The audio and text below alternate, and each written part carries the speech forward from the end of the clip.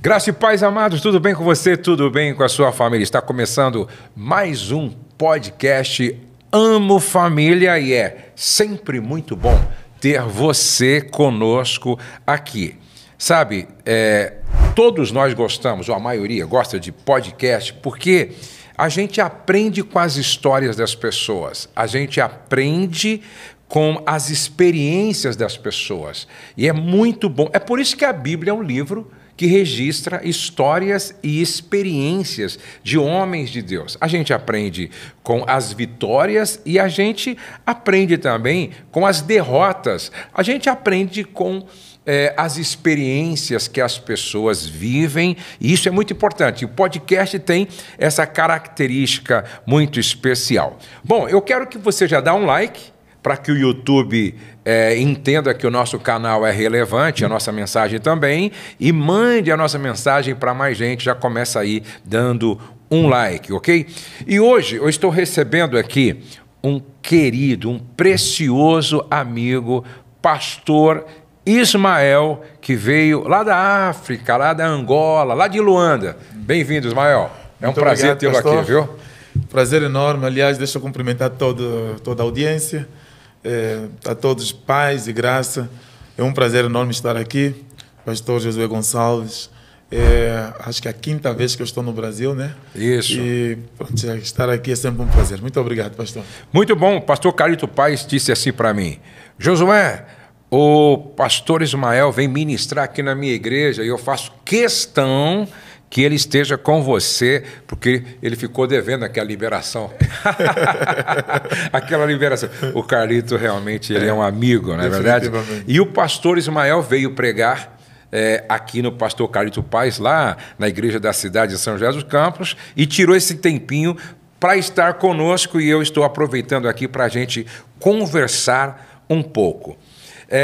Conta de novo para mim, você estava falando da sua família, né? Você nasceu lá em Angola e você é de uma família de quantos filhos?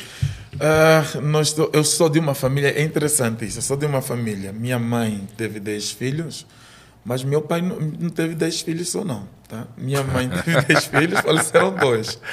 Mas meu pai, ele teve mais de 20 filhos. Atenção. Mais de 20 filhos? Sim, mais de 20 filhos teve meu pai. Isso com 5 mulheres diferentes. Com minha mãe teve esses 10, né? Faleceram 2, somos 8 presencialmente ou presentemente. Depois teve 7 com uma outra, 3 com outra. Você conhece esses irmãos? Não? Sim, nós acabamos por conhecer todos, né? Embora assim próximos e conectados, estamos muito poucos, né? Mas acabamos por conhecer todos. E foi a sua mãe que implantou, certo, a cultura do reino e o evangelho em vocês? Interessante, sim. Portanto, aqui, os filhos gerados com a minha mãe, né, nós fomos impactados por ela. Minha mãe aceitou e converteu-se em 86, né, e depois nós acabamos por aceitar ou caminhar com Jesus também por intermédio dela. Mas os outros filhos de meu pai também acabaram por se converter. É engraçado que hoje nós somos pastores, né? Os meus irmãos, mesmo inclusive aqueles que não são meus irmãos de pai e mãe, são meus irmãos simplesmente de parte de pai, também hoje estão convertidos e se tornaram pastores. Que bênção! Que bênção! Então, a sua mãe fez um excelente trabalho. Definitivamente. E não foi assim tão fácil, né? Porque para nós, especialmente eu, falo de mim, me converter, nascer de novo, foi um processo. Tá? Não foi no mesmo período que ela se converteu, entendeu? Eu atravessei a minha adolescência ainda sendo ímpio, né? A entrar na minha juventude ainda, portanto, com esse pé dentro, fora. Foi mais ou menos aos meus 23 anos de idade, de fato, que eu me converti. Hoje eu tenho 43 anos de idade, mas foi mais ou menos aos meus 23 anos que eu me converti de fato. E qual foi o momento que você sentiu chamada para o ministério pastoral? Pastor, isso é... Quando eu estava no ventre da minha mãe, a minha mãe profetizou que eu seria um ministro de Estado, ou seja, que ela queria que eu fizesse política e fosse um político. E ela profetizou isso. Quando eu nasci, ela o tempo inteiro chamou-me ministro, mas chamava no sentido de ser um ministro do Estado. Olha que coisa interessante. Político, é. Ela chamou o tempo inteiro. Aí eu estava fazendo esse caminho mesmo, né? Desenvolvendo esse caminho, buscando formação para fazer. Foi por isso que você foi para a Inglaterra fazer então, administração? Foi lá que eu me converti. Aliás, a decisão de se converter foi aqui, mas que levou até lá. E eu vou explicar isso aqui. Porque nesse caminho que eu estava fazendo para ser um político de facto, eu ia buscar essa formação, né? Eu me tornei um empresário também e fui envenenado. Envenenado para a morte mesmo. Então, aí estava na cama de um hospital com um relatório de morte na minha frente. Foi aí que eu... Você foi envenenado, no sentido literal? Literalmente envenenado. Que coisa. Aí, na cama de um hospital, ligado ou entubado, eu não tive outra opção, né? Eu orei a Deus. Eu disse, Deus da minha mãe. Se existe de fato, me livra dessa situação. Que eu vou te servir a minha vida inteira, né? Aí eu saí daqui e fui para o Reino Unido para tratamento. Ah, tá. E quando eu cheguei lá no Reino Unido, então, Deus operou um milagre. Foi sobrenatural. Então, todas as probabilidades de mortes foram removidas e eu estou aqui hoje para a glória de Deus. Então, foi a partir daí que eu comecei servindo ao Senhor intensamente. Terminei a minha formação, fundamos lá, ou abrimos lá uma igreja também. Lá na Inglaterra? Lá na Inglaterra. Estabelecemos a igreja e um dia de culto, domingo, nós dentro da igreja, adorando a Deus, aí o Senhor visitou-me para dizer que chegou a hora de voltar, né? Aí foi, assim, um choque. Eu estava lá na Inglaterra, o primeiro mundo, né? E eu já estava fazendo conta que viveria na Inglaterra e não voltaria mais para Angola. Aí aparece Deus dizendo que eu teria que voltar por causa de uma missão que eu teria lá. Então, abandonei tudo e regressei para Angola. A igreja Catedral de Adoração e Promessa, lembrando que o pastor Ismael é casado com a Glória. Eu acho muito interessante a Glória chamar a gente de pai, né? E a Rose de mãe, não é? Outro dia ela falou assim para a Rose: ô mãe, fala pro pai me atender aí. Então, fala pro pai ler minha mensagem aí. Muito legal. Um abraço à Glória. O pastor Ismael é casado com a Glória, ele tem 5 filhos e é pastor da Catedral de Adoração e Promessa, onde eu já estive lá e, por sinal, fui muito bem recebido. Agora, a igreja Catedral de Adoração e Promessa, que é ligada à Assembleia de Deus, você começou ela do zero? Nós começamos do zero, né? Eu quando voltei, essa é uma história também interessante, porque eu quando voltei para Angola, eu fui com a ideia tal, Deus me fez voltar para Angola para começar a igreja. Aí eu cheguei pronto para começar a igreja. E aí fiz uma igreja de facto. A igreja chegou a ter 80 pessoas em 3 meses. No final de 3 meses, aí aparece, o Espírito Santo falou com o meu coração, né? Que mandou abrir a igreja. E eu voltei aqui para isso. Mas o Espírito Santo disse, mas ainda não chegou a hora. Eu fechei a igreja. Que bom. Eu fechei a igreja, mandei todo mundo para as igrejas ao lado e disse para todo mundo, ainda não chegou a hora. Vocês cultuam nessas igrejas e eu vou me submeter a uma liderança, me submeter a uma direção, vou aprender mais, né? Aí isso foi em 2010. Fiquei 2010, 2011, 2012. Só em 2013, perto do meio de 2013, é que eu fui começar a obra, né? Aí por uma direção clara de Deus, né? Recebi a visão, recebi o projeto completo. Eu estava numa das províncias do nosso país, a trabalho inclusive, aí Deus aparece para falar do projeto igreja. Eu abri o iPad e comecei a escrever em tudo, né? Que Deus foi me passando. Tudo que existe hoje na igreja, o Senhor me passou naquele dia, né? Eu escrevi tudo e pronto. A partir daí voltei, fiz as minhas contas com a empresa, né? E comecei me dedicando à igreja. Aí começamos do zero, né? Fomos num espaço, num terreno que não havia prédio nenhum, não havia construção nenhuma. Começamos evangelizando enquanto estávamos fazendo as obras, íamos evangelizando toda a área, todo o bairro, né? Fomos de casa em casa, de lugar em lugar, evangelizando pessoas. E 3 meses depois, no dia do início da igreja, eu tinha 70 almas na igreja assistindo o culto. E é engraçado, pastor, que lembra, quando nós abrimos a igreja, nós tínhamos o mesmo número quando eu fechei a igreja. Uhum. E agora, no início da igreja, o Senhor me dá o mesmo número para recomeçar. Então, eu compreendi rapidamente que aí era algo de Deus. Né? Uhum. Então, começamos a igreja lá no dia 7 de julho de 2013. Aí começamos a igreja. Né? Começamos com 70 pessoas. Aí, alargamos ela para 300 pessoas, alargamos para 500 pessoas. Depois mudamos de domicílio, fomos para um outro lugar, para 1.200 pessoas, e hoje estamos nesse lugar para 5.300 pessoas. 5.300 pessoas sentadas? Sentadas. Tem a igreja. Mas então não é aquela que eu fui.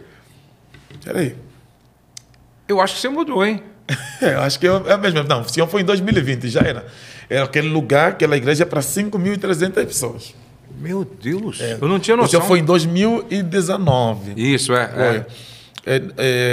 Não. Foi 2020, fevereiro. Isso. Foi quando o senhor esteve lá. Isso. É isso aí. 5.000 pessoas. 5.300. Nós inauguramos a igreja no dia 18 de dezembro de 2018. Aí nós inauguramos a igreja. Quando o senhor foi, já estava naquela igreja. 5.300 lugares.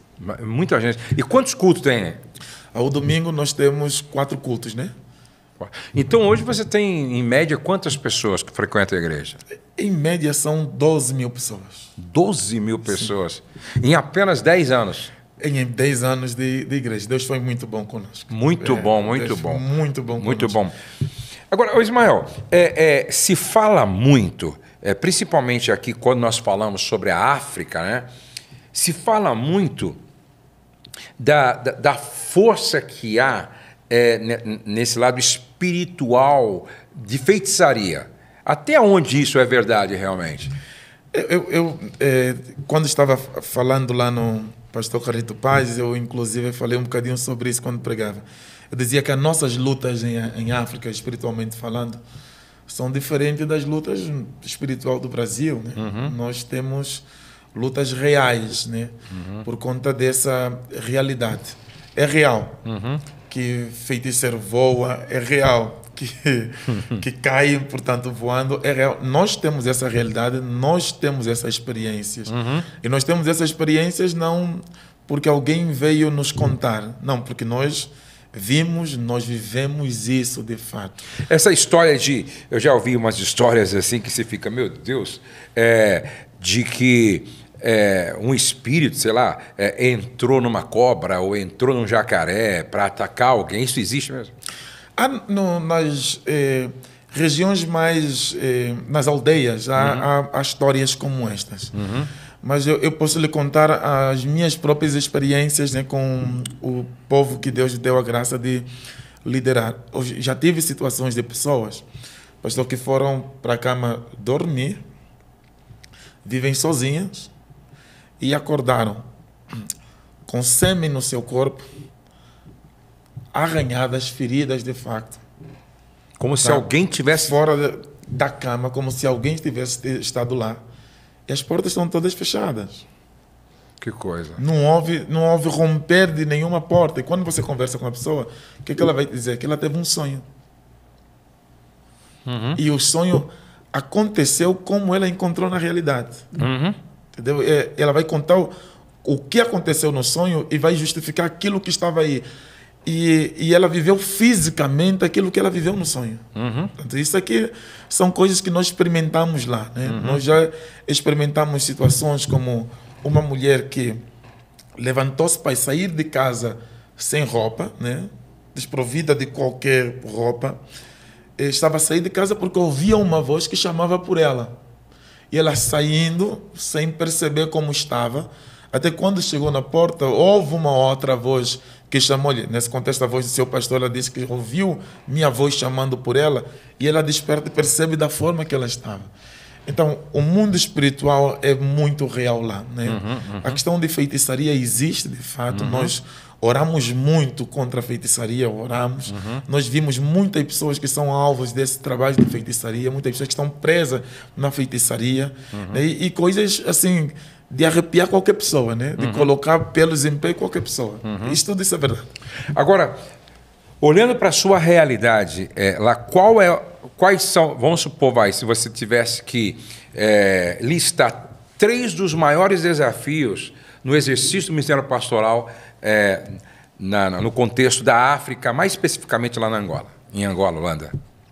Acho que o primeiro, nosso grande desafio, acho que as nossas experiências aqui são diferentes, né? A nossa primeira barreira é mesmo espiritual. Um dos maiores erros de um pastor em África é não estar preparado espiritualmente. Se ele não estiver preparado espiritualmente, é um suicídio para ele. Ele necessita estar preparado espiritualmente. Você já viu pastores que foram para lá e não levaram a sério isso, tiveram sérios problemas? Nós assistimos isso quase sempre, né? Tem pessoas que não foram preparados para esta missão e acabaram sendo envergonhados muitas vezes, né? Aquela história dos filhos de Sebas, né? Que tentando expulsar um demônio por falta daquela preparação espiritual. Então, a África não se pode entender fora da espiritualidade. A África compreende-se dentro da espiritualidade. Ela é extremamente espiritual. Qualquer pessoa que quer fazer o exercício do ministério em África, ele necessita de estar preparado espiritualmente. Precisa ter certeza que tem uma chamada sobre ele, que tem uma unção na sua vida, porque ele vai ser atacado diretamente, ele vai ser confrontado diretamente.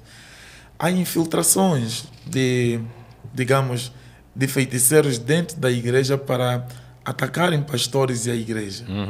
Há pessoas que se infiltram dentro da igreja para esvaziar as igrejas, para criar dissensão entre os membros da igreja. Então, o pastor precisa estar preparado espiritualmente e ter uma visão espiritual. Este aqui é o grande desafio. O segundo grande desafio, pastor, é um discipulado apropriado para a África. O que acontece é que nós recebemos muitos modelos de discipulados vindo de toda parte do mundo. Mas que muitos destes modelos de discipulado não servem para a África por causa da complexidade própria que tem a África, da especificidade própria que tem a África. E nós em África ainda não produzimos conteúdos nossos para aplicação local. Então nós bebemos dos conteúdos que vêm de fora. A nossa escola bíblica dominical são conteúdos brasileiros, né? São conteúdos americanos. Vocês usam na escola bíblica dominical material da CPAD? Da CPAD, pronto. São tudo material que tem a pedagogia brasileira, né, que vai para lá e nós aplicamos lá, né? Então, esse material muitas das vezes não é eficiente no discipulado. Então, o grande desafio que nós temos agora é de levantar pessoas que possam, de facto, contextualizar, né? Trazer um material que seja contextualizado à nossa realidade. Porque eu penso que é muito importante que haja uma teologia, culturalmente falando assim, africana. Que se adapta à nossa realidade. Exatamente, então, exatamente. Porque sabe muito bem que a adaptação dessa cultura do evangelho, do reino, ela depende muito da cultura de cada um das partes onde vai. E eu acho que, ao chegar em África, houve um rompimento, não se respeitou a cultura, né, nem as complexidades, e se estabeleceu somente. E agora nós estamos à procura de um modelo que se adapte, que se adeque. Então nós estamos a fazer vários experimentos, né? Nós vamos escrevendo, vamos estudando. E eu penso que essa nossa geração é uma geração que não pode perder essa missão. A missão de estudar o contexto africano e levar um discipulado que se adeque ao contexto africano. Esta aqui é a nossa missão. E a terceira, que eu penso que seja um dos maiores opositores, é a realidade social, né? Pastorear em África é muito difícil por causa da nossa realidade social. Existem muitas diferenças sociais. Quando eu estive lá também, teve um fator que eu achei assim bastante desafiador, eu diria, desafiador, né? Porque vocês vêm de um contexto assim pós-guerra, não é isso? Pós-guerra. E também aquilo que nós estávamos falando, da colonização, dessa libertação, não é? E aí eu percebi que lá a poligamia parece-me que é cultural, né? É cultural fora da igreja, né? É assim, quando nós olhamos para o Código de Família angolano, né, ele criminaliza. Mas quando nós olhamos para a cultura, portanto, ela nem discrimina, nem criminaliza.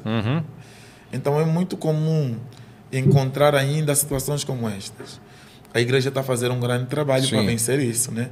E tem surtido efeito. Mas é muito comum, nós estamos na igreja, não sei como é que é a realidade no Brasil, mas é muito comum nós estamos na igreja e temos dificuldades de batizar, por exemplo, um membro, porque o marido dela tem outras mulheres. Ele mesmo tem mais 2, mais 3 mulheres. E a questão é como nós vamos batizar uma pessoa como esta, né? Que tem vários parceiros ou várias mulheres, e ele diz que nasceu de novo, né? Que está aí, que é crente. E quando você vai ter uma conversa com ele, a resposta é interessante, porque a resposta é: pastor, eu estou vivendo com essas mulheres há 30 anos. Aí quem eu vou deixar? Já formou até uma família, né? Sim, sempre tem famílias formadas. Então ele tem a família A, a família B e a família C. Elas estão já formadas. Tá? A questão é: quem é que eu vou deixar? Desses 30 anos. Depois desses 30 anos, eu vou abrir mão da família? Vocês é que pregam família. É complexo, né? Na verdade, cada caso, nós estudamos cada caso, um caso. O que é verdade bíblica, nós passamos para ele. Tem muita gente, a maior parte das pessoas, abrem de facto mão, né, de tudo isso e decidem nascer de novo e caminhar muito bem. Mas depois tem as outras coisas mais complexas, né? De repente, a família inteira se converteu na igreja, ou seja, a mulher A, a mulher B também estão na mesma igreja, né? Acontece muitas vezes, né? E aí você tem que lidar com a situação. Como você vai falar com uma e depois vai falar com outra, é mulher da mesma pessoa, né? Mas aí tem pessoas que são corajosas, deixam de facto uma das mulheres, corrigem a sua vida e continuam a caminhar. Nós temos vários testemunhos disso, né? Então, a vitória para o reino, graças a Deus. Amém. Não, e a igreja, aonde ela chega para ser sal realmente, para ser luz e para pôr em ordem o que está em desordem. Definitivamente. E nesses capítulos muita coisa já aconteceu, né? Nós reconhecemos que a igreja, a palavra de Deus, o evangelho, transformou muita mentalidade, né? Eu mesmo sou proveniente, eu falei aqui a minha história, né? Eu sou proveniente de uma família dessa disfuncional, né? Que o meu pai era polígamo, né? Teve outras... Você me falou que seu pai teve 20 filhos, né? Vivia ao mesmo tempo com as outras mulheres, né? 3 noites nessa casa, 2 noites naquela casa, e depois no final de semana na outra casa. E assim que fazia, né? E era muito comum. Graças a Deus, antes de morrer, converteu-se, né? Aceitou Jesus como seu Salvador e morreu com uma única mulher. Amém. Que bênção, que bênção, hein? Graças a Deus. Que bênção. Mas é muito comum e mudou muito a mentalidade. Hoje já não é normal, né? Nós recebermos ou aceitarmos que alguém tenha mais de uma mulher. Não, já causa uma certa indignação da pessoa. Né? Certo. Tanto que não é correto. Quem fez esse trabalho é a igreja. Porque se fosse pela cultura somente, né, não seria possível. Embora, conforme eu disse, o nosso Código de Família em Angola, ela criminaliza o adultério, né, e não aceita a poligamia. Mas a cultura, ela abraça. Vamos falar um pouquinho sobre aquela experiência que nós tivemos juntos. Nós fomos naquela aldeia, né? Como é que é o nome daquela aldeia? A aldeia Ombalanunda. Ombalanunda. Nós estivemos lá. Para as pessoas entenderem um pouco, a gente viu lá realmente assim uma pobreza no sentido extremo, mais absoluto da palavra, né? Mas só que Angola não é um Luanda, Luanda é a capital. Angola, né? O país não é pobre. Do ponto de vista de recursos, não. De recursos, eu diria, de recursos, né? E por que os recursos não chegam lá? Então, nós poderíamos falar de vários aspectos, né? Eu começaria Primeiro, antes de tudo, antes mesmo de falar da corrupção, que é um dos motivos, mas a má distribuição, a péssima distribuição da renda, né? Não existe uma distribuição equitativa da renda. Nós temos salários baixíssimos, né? Nós temos bancos que faturam bilhões, mas que não pagam de acordo com aquilo que faturam, ou seja, não está a ver a distribuição da renda. Nós temos empresas que faturam bilhões e não pagam um salário de acordo. E depois, claro, a corrupção é o maior mal, né? Portanto, não chega lá, né? Não chega. Para ter uma ideia, há relatórios que dizem que desde 2002 para cá foram desviados do cofres públicos mais de 24 bilhões de dólares. Meu Deus. É muito dinheiro. É muito dinheiro. E não é um dinheiro que foi distribuído, ou melhor, que foi investido internamente. É um dinheiro que foi investido lá fora, né? Portanto, foi colocado em paraísos fiscais, foi comprado empresa lá fora, e que não tem esse retorno desse capital. Quem é que paga, obviamente, é a população mais vulnerável. E daí nós estamos com uma população, como por exemplo naquela aldeia Ombalanunda, e exemplos como esse se espalham por toda Angola. Está em cima de um solo rico, né? Mas com uma pobreza extrema, né? Que é antagônico. E tem o aspecto espiritual também, né? De certo modo, sim, também tem um aspecto espiritual. E eu penso que há aí essas duas coisas que andam juntas, né? Por essa razão eu disse atrás que a África precisa de se compreender espiritualmente. Não dá para compreender a África sem uma lente espiritual. Eu não, e aqui vamos abrir um tema interessante. Eu não considero que a África seja amaldiçoada, não. A África não está amaldiçoada. Mesmo porque o entendimento, pastor Josué, de que a África está amaldiçoada, ela vem por conta de Noé, que amaldiçoou seu filho. Só que quando Noé amaldiçoou seu filho Cã por ter visto a sua nudez, Noé não amaldiçoou Cã. Noé amaldiçoou Canaã. Ele disse, maldito seja Canaã por causa de Cã. E Canaã nunca foi para a África. Canaã ficou na Ásia. Aliás, a primeira terra que os israelitas possuíram é a terra de Canaã. Então, a maldição foi para Canaã, e a maldição teve o seguinte termo, que Canaã serviria Sem, né, e serviria Jafé. E, de facto, se cumpriu, porque os semitas, nesse contexto israelitas, entraram em Canaã, possuíram a terra e eles serviram a nação de Israel. Então, quem que veio para a África? São os outros filhos de Cã. Foi Mizraim, foi Put, que desceram para a África. E esses que se tornaram a Líbia e se tornaram o Egito. Quando nós lemos o livro de Gênesis, demonstra isso. O capítulo 10 do livro de Gênesis, ele diz que o primeiro homem a se tornar forte na terra foi um africano, né? Que nasceu desta raiz, né? Chamado Nimrod, que toda a gente conhece. Foi o primeiro a se tornar grande em África. Então não houve nenhuma maldição direcionada à África. Agora, penso que existem aí algumas coisas espirituais, sim, em África, e é necessário compreender essas questões espirituais. Não necessariamente de uma maldição que existe em África, mas de um peso espiritual que existe em África que influencia muitos africanos em um comportamento, portanto, não muito saudável. E isso aí existe. A corrupção, inclusive, que existe na África, é necessário compreender também numa lente espiritual. Sim, eu concordo plenamente. Não se consegue se perceber como você é dono de uma terra, você ter os bilhões daquela terra para ir levar fora. E mais do que isso, para ir levar para o opressor, né? Os mesmos imperialistas, digamos, que dividiram a África, é o mesmo imperialista depois que recebe esses recursos que são desviados do erário público por essas pessoas. Ou existe uma loucura, portanto, literal sobre as pessoas, ou há de facto uma questão espiritual que é necessário descortinar. Eu concordo plenamente. E no Brasil é uma situação bem parecida, certo? Devido às proporções, mas é bem parecida, entendeu? São três coisas que andam juntas realmente. Três coisas que andam juntas, né? Tanto a espiritual, como essa questão da corrupção, essa política vazia de integridade, andam juntos. Porque também, pastor, se nós olharmos, por exemplo, para a Europa outrora também tinha uma corrupção também endêmica.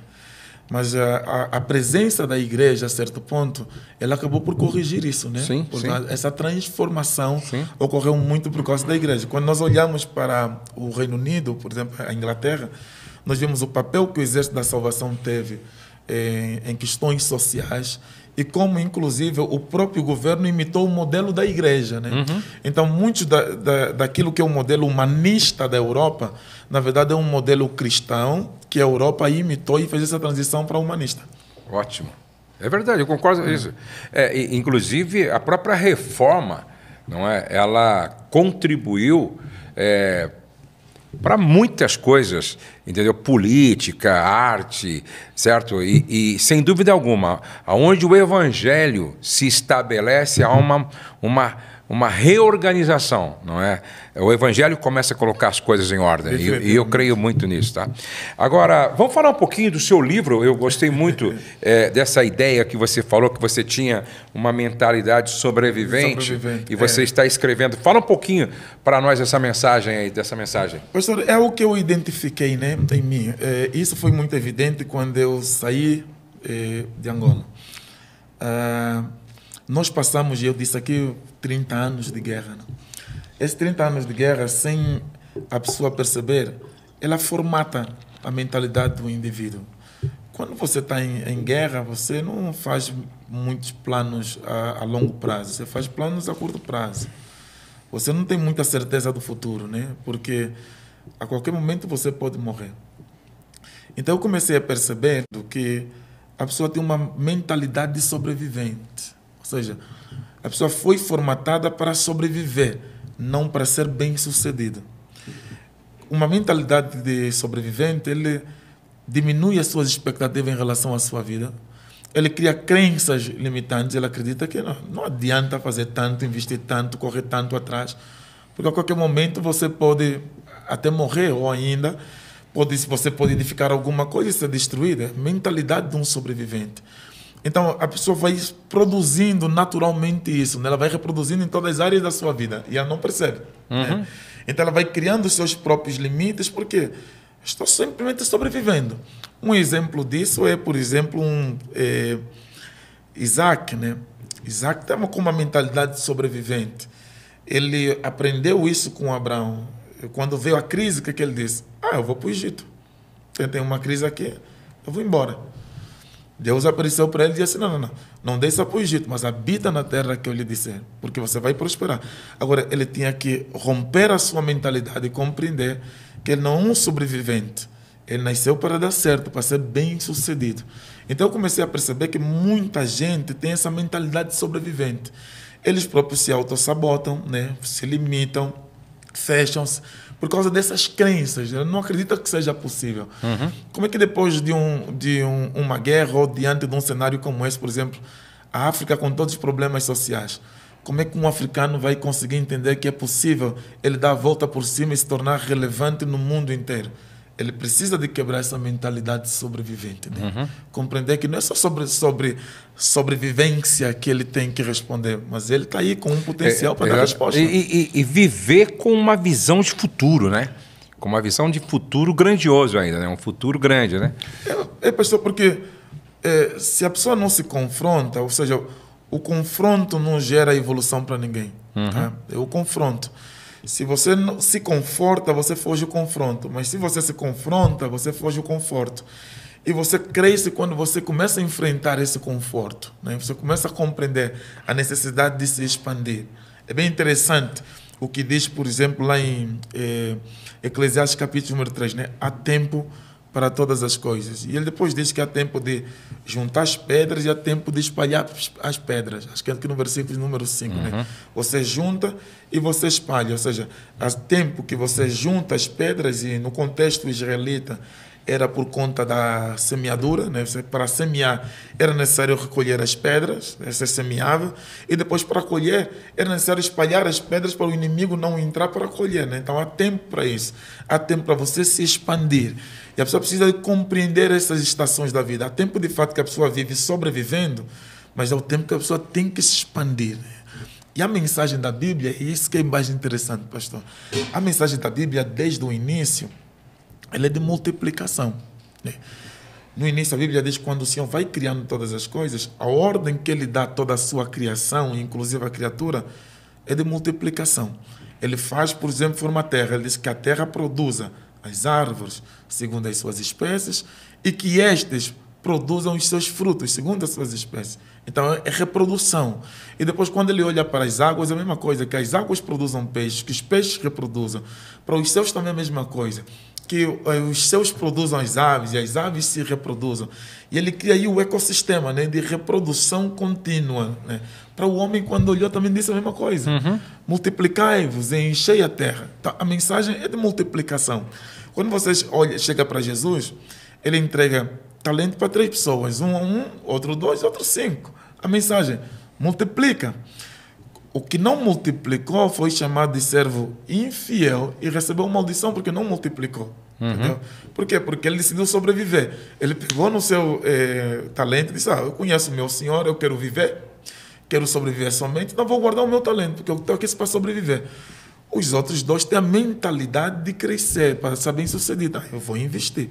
É isso que me foi confiado, eu vou investir. E eles multiplicaram.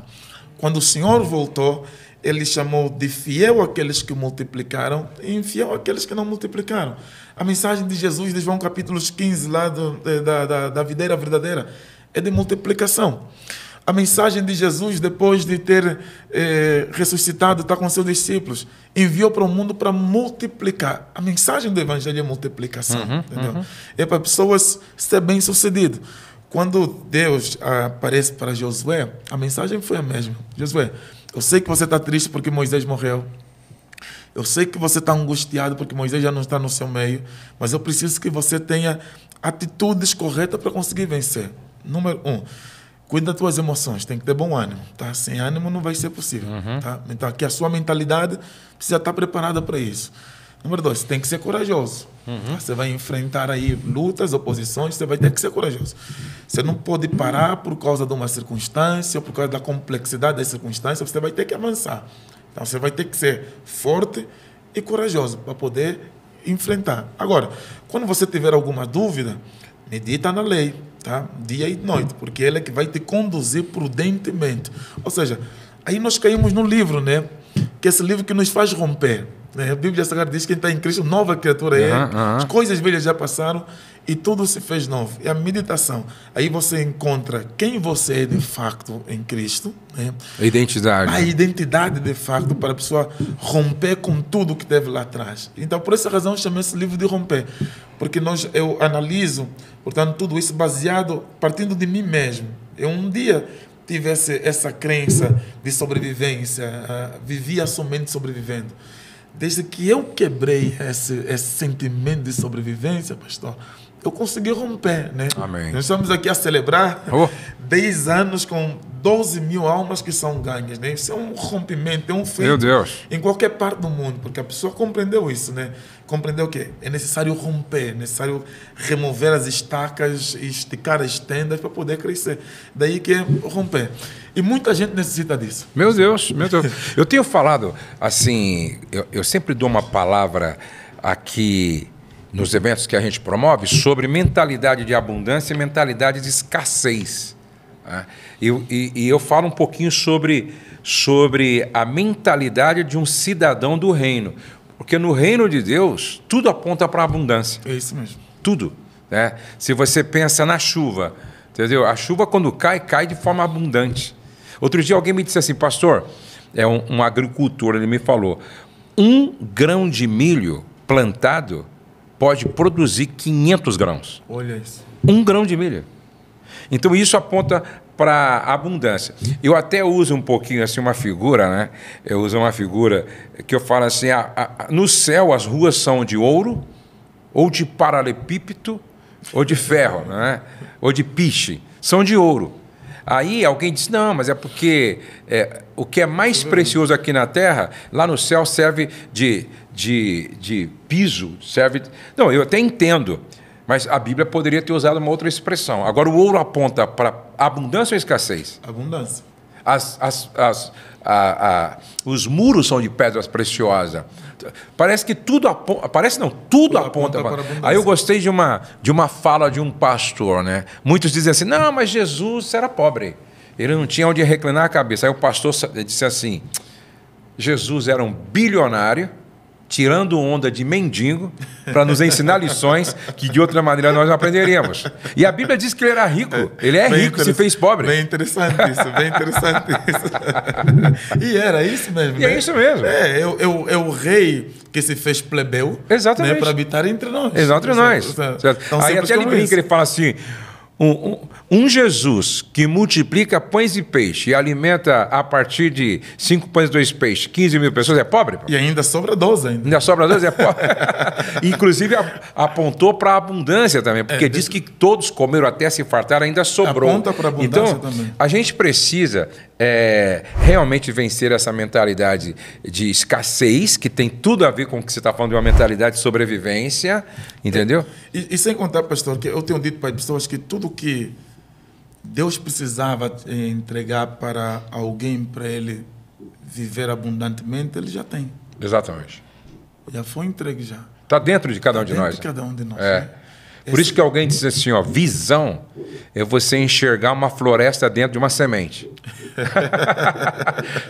e o Mike Murdock sempre falou, né, que nós somos um reservatório de sementes. É isso. E o maior problema, às vezes, é apresentar alguém para ele mesmo, né? Uhum. Exato. Gostei. Mas é verdade, é verdade. Uhum. Às vezes, para aconselhar alguém, muitas vezes, eu digo, deixa eu te apresentar você para ti mesmo, né? Você não se conhece. Exatamente. Essa é a grande questão. Quando o indivíduo começa a conhecer dele, o seu potencial, e vai buscar preparação, porque o maior erro que alguém pode cometer é não estar preparado, né? E as pessoas não se preparam, fogem à preparação. Agora, você não acha que eu sempre digo que o pior escravo é o escravo da ignorância, não é? Eu acho que esse é o pior escravo, não é? Eu concordo. Você não acha que, pensando até lá em Angola, quando os portugueses reinavam, dominavam, subjugavam, eles não queriam que os africanos tivessem acesso ao conhecimento. Não, mas porque o conhecimento é libertador, né? A história conta isso, né? Na verdade, em todos os tempos, né? Em todos os tempos e África especialmente. Nós falamos muito sobre o domínio do imperialismo em África, portanto, como dividiu a África. Mas nós não discutimos como eles atrasaram a África, negando o conhecimento. Exatamente. Né? Então, hoje nós temos 500 anos que nos foi negado o conhecimento. E, naturalmente, nós temos um Ocidente que desenvolve muito mais distante do que a África, porque tem 500 anos que foi negado o conhecimento. Exatamente. Tanto que não tivemos acesso ao conhecimento.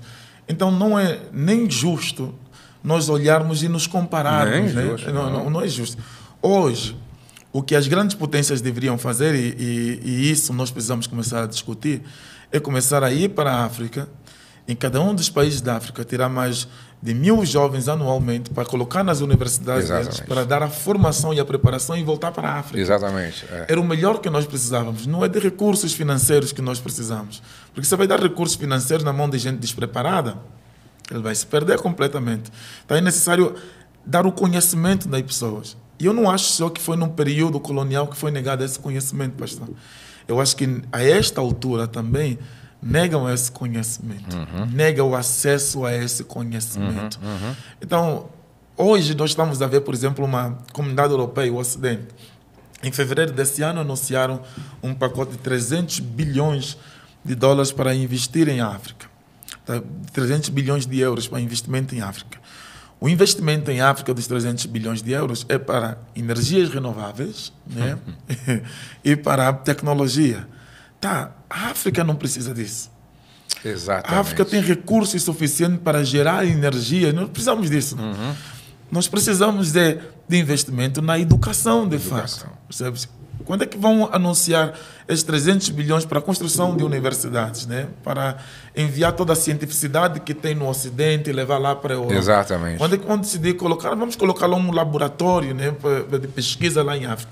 É disso que a África precisa, né? E só que eles negam esse conhecimento. Exatamente. Mas é o que a gente tem visto também no Brasil, né? Se investe, às vezes, naquilo que, como você disse, nós estamos precisando. Por quê? Até porque manter, no nosso caso aqui, manter o povo na ignorância é mais fácil de manipulá-los. Definitivamente. Porque a partir do momento em que o conhecimento abre os olhos, aí você não vai conseguir mais... É a maior arma de manipulação e é a arma que, infelizmente, os governos totalitaristas, eles usam, né? E às vezes a ignorância é provocada mesmo. Quando nós estamos a ver, por exemplo, em aldeias, que nós é que temos que entrar lá para colocar a escola, não é porque o Estado não tem condições de colocar, né? Exatamente. É porque eles sabem que se estas pessoas tiverem acesso ao conhecimento, os olhos vão se abrir e não vão se deixar mais se manipular. Definitivamente. Então, é uma ignorância que é provocada e às vezes dói-nos muito mais porque é o próprio conterrâneo também que faz isso, né? Que poderia ser aquele que havia de ajudar, né? Ele também que nega esse conhecimento para poder se manter e se alia muitas das vezes com o próprio opressor. Nós tivemos grandes líderes em África, nós estamos a falar de África, então sobre África, muito a se dizer. Nós tivemos grandes líderes em África que queriam de facto conduzir uma mudança em África, né? Se eu olhar para a história, nós temos homens como Thomas Sankara, que decidiram de facto mudar. Nós temos homens como Amilcar Cabral, né? Nós temos homens como Kwame Nkrumah, que eram panafricanistas, olhavam de fato para os problemas da África. E a pergunta que eu faço, como os Lumumbas e outros, onde é que eles se encontram? A resposta é muito simples. Os imperialistas mataram. E isto aqui, a história sabe, está registrado. Isso aqui não é um facto escondido. Isto aqui é um facto registrado, tanto que dados da morte os próprios governos imperialistas eles têm. Agora é engraçado como é que estes mesmo que mataram os nossos líderes é que aparecem hoje agora com uma aparência de quem quer ajudar, né? Quem quer estender as mãos. Exatamente. Quem quer desenvolver. Quando ontem eles estavam matando os nossos líderes. Então o que é que nós aprendemos? É uma outra forma que eles aprenderam de matar sem que nós conseguimos perceber que querem de facto nos destruir. Resultado, o que eu penso? A África pode ser desenvolvida com os africanos, com a disposição dos africanos, com a vontade dos africanos, com a mudança da mentalidade dos africanos. A África muda, com a liderança dos africanos, porque recursos não faltam. Tá? Não falta também um território ou espaço. A África é o maior continente que existe no mundo. Né? São 51 países que estão aí, todos eles grandes, com recursos. Não tem um único país em África que não seja rico em alguma coisa. Né? Portanto, então tem capacidade para isso, necessita de liderança. E também, olha só que interessante, você saiu, foi para a Inglaterra, teve a oportunidade de acessar conhecimento e você volta e começa a influenciar uma multidão nessa mesma direção. Então, é o que você falou, já pensou se pegasse esses bilhões de euros, levasse 1000 jovens e falar, vocês gerassem uma expectativa no coração deles, vocês vão ser preparados para serem os futuros educadores lá na sua região. Seria poderoso. Na verdade, pastor, essa é a indenização que nós precisávamos por causa dos 500 anos de escravidão. Né? Exatamente. Era o mínimo... É o mínimo que podiam fazer. Que podiam fazer, é o mínimo. Porque tomaram posição de vantagem por causa desses 500 anos de exploração. Exatamente. Né? E se quisessem compensar de facto esse tempo, era o mínimo que podiam fazer. Aí vamos fazer aqui um programa. Portanto, até 2050, vamos formar aqui 10 mil jovens. Tá? Exatamente. Está aqui o programa. Vamos investir tanto. Vocês vão nas melhores universidades. Exatamente. E vão voltar para os vossos países para fazer a coisa acontecer. Isso. Estariam a levantar a África. Aí sim, aí sim. Essa seria a indenização. Só o evangelho para fazer isso. Né? É verdade, é verdade. Que bom, a gente ficaria aqui, olha, a tarde toda conversando e com certeza você que está nos ouvindo aí aprendeu muito. Mas eu vou pedir, mesmo que a gente depois publique em 2 partes esse podcast, eu vou pedir para o Ismael dar 3 conselhos para um pastor que está começando a implantação de uma igreja. Quais serão os 3 conselhos que você daria para ele? Porque você já passou por isso, né? Para quem está a implantar, obviamente, já passou por esse processo de ter uma unção, ter um chamado. Então, está na hora de implementar. O primeiro conselho que eu dou é: tenha um discipulado eficiente. Trabalhe muito no seu discipulado. O segundo conselho que eu dou para esse pastor é: invista nos ministérios dentro da igreja. O terceiro conselho que eu dou para o pastor: números são importantes, mas número não é tudo. Né? Então, corra atrás do crescimento, mas privilegie a qualidade. Isso aqui é importante. Muito importante. Essas 3 coisas vão lhe fazer chegar longe. E aí eu vou agregar ao que ele disse 2 coisas muito importantes que eu considero. O que você falou, para mim, são colunas, realmente. Assim. E também tenha mentores. Verdade. Não é verdade? Verdade. Porque é importante você ter Falávamos mentores. sobre isso há pouco tempo. Agora há pouco. E segundo, tenha a quem prestar contas. Não é? Eu costumo dizer que uma liderança sem prestação de contas, sem supervisão, não é responsável. Pastor, na verdade, o senhor tocou numa doença atual, né? Tem muita gente correndo sem ter ninguém para prestar contas. Exatamente. E eu acho isso fundamental.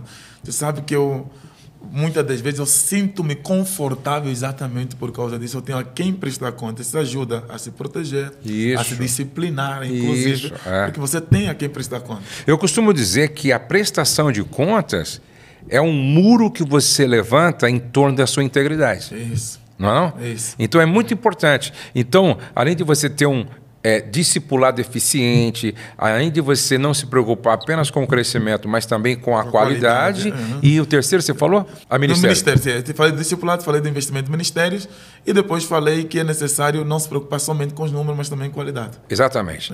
Marca tudo isso daí, coloca em prática. E agora, veja, eu falei isso ontem, pastor, algo que é interessante. O crescimento ele é espiritual, pastor. Tá? Muita gente acredita que o crescimento ele é simplesmente estratégia, mas o crescimento é espiritual. Paulo disse que... o maior é Deus. E ele falou assim, um regou, um plantou, um adubou e regou, mas Deus deu o crescimento. Deus é que deu o crescimento. Então, o crescimento é espiritual. Toda vez que Jesus tinha uma grande multidão ao lado dele, pastor, se estudar, vai perceber que ele estava a sair da oração.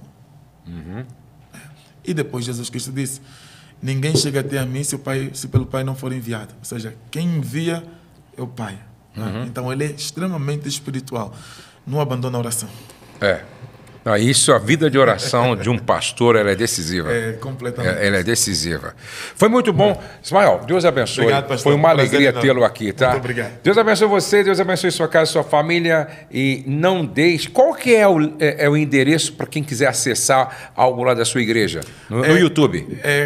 Catedral de Adoração e Promessa. É só isso. Catedral de Adoração e Promessa. Já vai encontrar. Ótimo. Tá? Aí você vai lá para conhecer um pouco. Deus abençoe você, sua casa e sua família. E continue enviando o link desse podcast para todas as pessoas que você quer bem e quer que ela ouça essa conversa aqui tão edificante que tivemos hoje. Nunca se esqueça que o céu não está em crise, Deus está no controle, nós cremos em milagres e a nossa família está debaixo da graça de Deus. Até o nosso próximo encontro.